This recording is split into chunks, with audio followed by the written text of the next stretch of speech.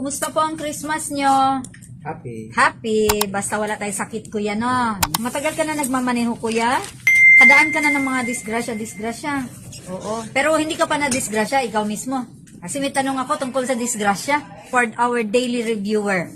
Ito yung tanong ko sa'yo. Kung may road crash, ang unang responsibilidad ng nasangkot na driver ay, letter A, asikasuhin ang napinsalang tao at tumawag ng tulong. O letter B, magpunta sa pinakamalapit na istasyon ng pulis. O letter C, ihatid ang napinsalang tao sa ospital.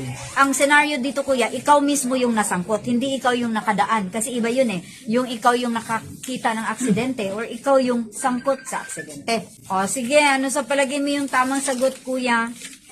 Letter A, tama. Asikasuhin yung napinsalang tao saka tumawag ng tulong. Pero sana hindi talaga natin hinihingi, no? Yung madisgrasya tayo sa daan. Lalo na ngayon, holiday season, kabi-kabila ang party-party, inuman. Kaya ginaming paalala, if you drink, don't drive. If you drive, do not drink.